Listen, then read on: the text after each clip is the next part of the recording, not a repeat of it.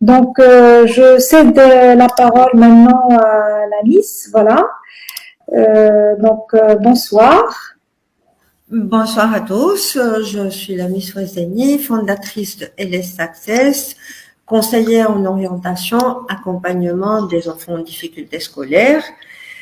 Donc je vais vous partager un petit peu mes connaissances sur la destination Espagne. Alors je voudrais faire quelques précisions, une petite introduction, puisque on connaît pas beaucoup comment ça se passe en Espagne. Alors, depuis 2020, l'Espagne reçoit plus de 5000 étudiants. En 2022, elle a reçu plus de 7000, donc elle est devenue la 3e destination des étudiants marocains. Je dirais spécialement, c'est parce que c'est un pays qui est tout près. Le climat est quasiment le même. La langue, elle est facile. Le niveau de vie se rapproche énormément du niveau de vie du Maroc. Et puis, les universités sont un peu partout. Plus de 85 universités en Espagne, dans les différentes régions. Et dans ces régions, il y a des grandes villes, des moyennes et des petites villes où le niveau de vie se rapproche énormément du niveau de vie du Maroc. Vous pouvez étudier en Espagne pratiquement toutes les spécialités.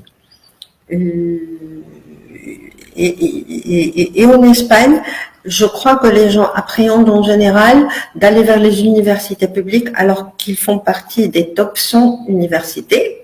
Notamment, il y a des universités comme la Complutense ou l'Autónoma de Madrid, l'Autónoma de Barcelone, qui font partie des top 10 de l'Europe.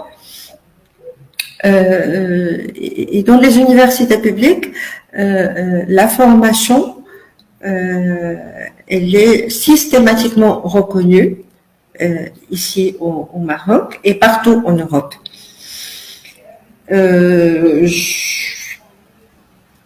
Les universités publiques sont accessibles, pas forcément avec la sélectivité. Et donc, il y a des régions où oui, la sélectivité elle est demandée, mais c'est surtout le niveau de langue qui est exigé. La sélectivité n'est pas forcément obligatoire et il y a une épreuve de compétences spécifiques qu'on peut faire. Et ça, si vous pouvez montrer le tableau, en fonction des régions, vous allez voir ici qu'il y a des régions qui demandent la EBAU, et la EBAU, c'est effectivement la sélectivité, mais d'autres qui ne demandent que la modalité bachillerato, c'est-à-dire une homologation ou une accréditation des points. Il est très important quand on pense aller étudier en Espagne, de penser à l'homologation et à l'accréditation des points, car le système espagnol, c'est une notation sur 10 et non pas sur 20. Et donc, cette accréditation, elle est très importante.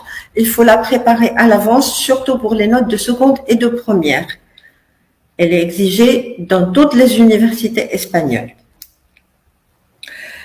Pour les inscriptions en public, on peut envoyer un dossier à l'avance avec les bulletins de notes, avec des lettres de motivation, avec un CV, avec cette accréditation des notes, déjà au mois de mai.